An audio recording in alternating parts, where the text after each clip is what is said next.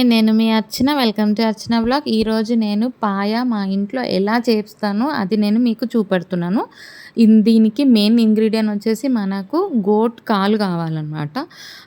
కాళ్ళు మంచిగా మనం ఉప్పు ఇంకా పసుపు వేసుకొని మంచిగా కడుక్కోవాలి. అది తెచ్చేటప్పుడే అది కాల్చి ఇస్తారనమాట మనకి షాప్‌లో. అది కాల్చింది తెచ్చి చేసుకోవాలి.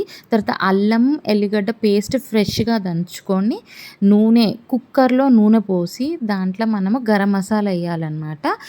పట్టా, ఇలైచి, సాజీరా, ఇంకా మిరియాలు, లవంగా, ఇంకా ఆకులు బే లీఫ్ అంటాం కదా! అవి ఏసేసుకొని దాని తర్వాత మనము ఈ ఆనియన్స్ ఏసేసుకోవాలి. ఆనియన్స్ ఏసుకొని పచ్చిమిర్చి ఇంకనేమో కరివేపాకు ఇవన్నీ ఏసుకొని కలుపుకోవాలనమాట. కలుపుకొని కొంచెం అది బ్రౌన్ అయితుంటే మనం అల్లం ఎల్లిగడ్డ ఏసుకోవాలా.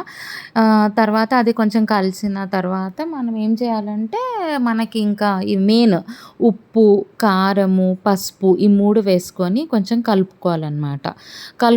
కలుపుకున్న తర్వాత మనము మన పుదీనా, కొత్తిమీర మంచిగా కడుక్కొని చిన్నగా కట్ చేసుకొని పెట్టుకుంటాం కదా! అవి కూడా ఇందులోనే ఏసేయాలి. అంటే మనము నూనెలోనే అన్నీ వేస్తున్నాము. ఇదే మన దీనితోని టేస్ట్ చాలా బాగొస్తది. అన్నీ మనం నూనెలో ఏసి తిప్పిన తర్వాత మనం ఈ కాళ్ళు ఏసేసుకోవాలనమాట.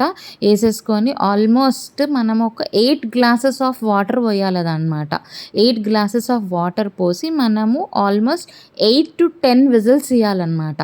తర్వాత ఒక ఉల్లిగడ్డ తీసుకొని మనము డీప్ ఫ్రై చేసి పెట్టుకోవాలి. ఇంకనేమో పిండి అనమాట. పిండి తీసుకొని నూనెలో ఏంచి పెట్టుకోవాలి. ఎందుకంటే వాటర్ అది గ్రేవీ థిక్ కానీకి అనమాట అది. సో 8-10 విజిల్స్ అయిపోయినాక తీసేసి అది ఒకసారి చెక్ చేసుకోండి ఉడికిందా లేదా అనేసి. దాని తర్వాత మీరు ధనియాల పొడి వేసుకోవాలి.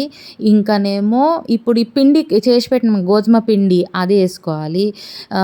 ఇంకా మళ్ళీ ఇది గరం మసాలా, దంచిన గరం మసాలా వేసుకోవాలి. ఇంకనేమో ఫ్రైడ్ ఆనియన్స్ ఉంటాయి కదా! ఫ్రైడ్ ఆనియన్స్ కూడా దానిపైన ఏసేసుకొని కలిపేసి మనము దానికి కొంసేపు ఏమంటారు 5-10 మినిట్స్ పెట్టుకోవాలనమాట. తర్వాత గార్నిష్‌కొలక మళ్ళీ పుదీనా, కొత్తిమీర ఏసుకోండి పైన. దెన్ లాస్ట్‌లో కొంచెం ఒక స్పూన్ నెయ్యి వేసుకోండి అనమాట. నెయ్యి వేసుకొని అదొక 5 మినిట్స్ పెట్టేయండి. అది రెడీ అయిపోతది. ఎంత మంచి కలర్ వచ్చింది కదా! వావ్! సూపర్.